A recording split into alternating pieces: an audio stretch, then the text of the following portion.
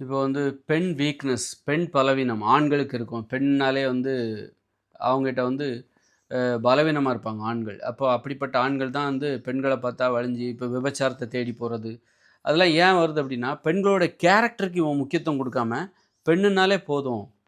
அவளுடைய குணத்த பத்தி எனக்கு அக்கறை. அவ கூட போய் உறவு வச்சுக்கணும். அவகிட்ட கள்ள தொடர்பு வச்சுக்கணும். அவகிட்ட உடல் உறவு வச்சுக்கணும். இப்போ கற்பழிப்பும் பாருங்க. அவளுடைய கேரக்டர் அதெல்லாம் எனக்கு தேவையில்ல. உடம்பு தான் தேவை. அதுதான் அந்த கற்பழிப்புக்கும் காரணமா இருக்கு. விபச்சாரத்துக்கும் அதுதான் காரணமா இருக்கு. விபச்சாரம் செய்ற பெண்ணோட உடலுறவு வச்சுக்கிறான். அவளுடைய கேரக்டர பத்தி அவனுக்கு கவல கிடையாது. உடலுறவு வைத்துக் கொள்ள வேண்டும். அந்த இன்பத்தை மட்டும் பெற வேண்டும். அதுக்கு எதுக்கு குணமெல்லாம் எதுக்கு? ஒரு ஒரு ஒரு பெண்ணின் குணம் எதற்கு? அப்படின்னு நினைக்கிறவங்க தான் விபச்சாரத்த தேடி போறான். அது மாரி பாலியல் வன்முறைகளில் ஈடுபடுகிறான். அ பாலியல் வன்முறை அது மாரி கள்ளத் தொடர்பு வச்சுக்கிறது. ஓ வச்சுக்கிறது. இது போன்ற செயல்களில் ஈடுபடுகிறான். அப்ப எவன் ஒழுக்கமா இருக்கான் அப்படின்னா, ஒரு பெண்ணோட குணத்துக்கு முக்கியத்துவம் குடுக்குறான் பாருங்க. அவளுடைய கெட்ட குணம் இருக்கு. அவகிட்ட கெட்ட குணம் இருக்கு.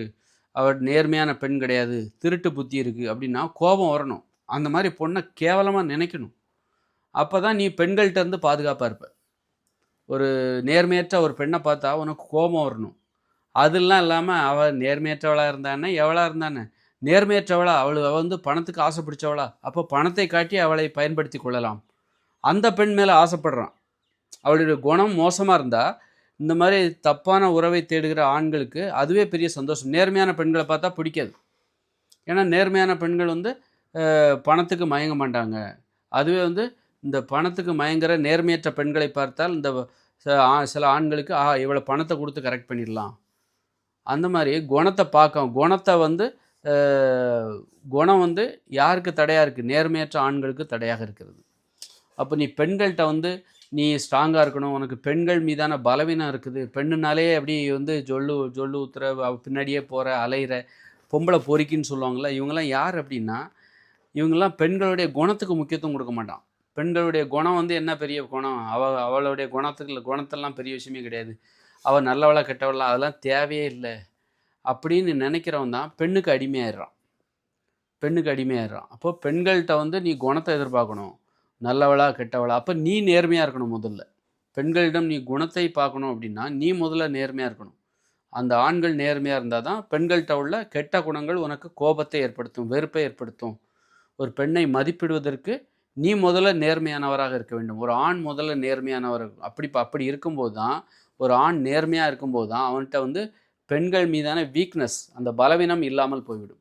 நெறைய ஆண்கள பார்த்தா, மனைவிக்கு நெறைய நகைகள வாங்கி போடுவான்.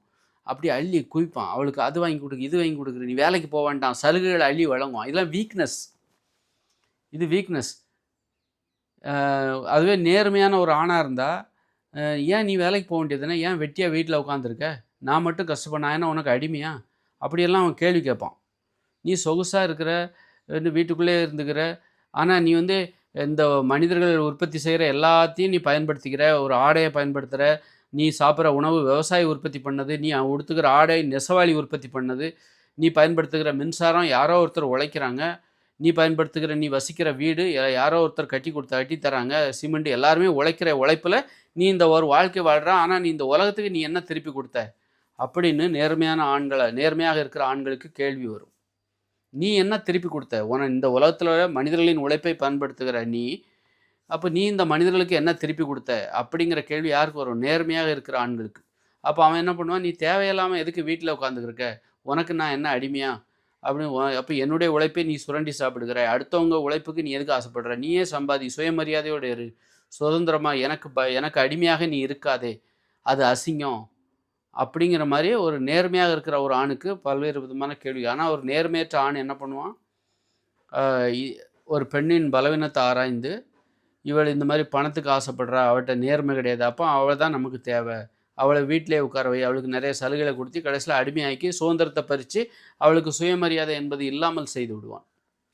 அதனால ஒரு பெண்ண வந்து குணத்த பார்க்கத்த கத்துக்கணும். ஒரு கெட்ட குணத்தை மதிப்பிட்டு ஒரு ஒரு பெண்ணின் மதிப்பை அளவிட வேண்டும். சும்மா வெறுமனே உடம்ப மட்டும் பார்த்துட்டு அழகா இருக்கா, மேக்கப் போட்டிருக்கா, சூப்பரா அப்ப இவ அழகானவ அப்படின்னு சொல்லக்கூடாது. அவளுடைய பண்பு, திறமை, குணங்கள், நேர்மை இதெல்லாம் பார்த்து தான் ஒருத்தி அழகா, அழகில்லன்னு சொல்லணும். அதாவது வந்து இப்ப விபச்சாரம் செய்ற பெண்கள பாருங்க. ரொம்ப மேக்கப் போட்டு, லிப்ஸ்டிக்க போட்டு, ஆ நான் அழகு அப்படிங்கிற மாரிங்க. அது அழகு கிடையாது. அது நேர்மையற்றவர்களுக்கான அழகு அப்படின்னு கூட வச்சுக்கலாம்.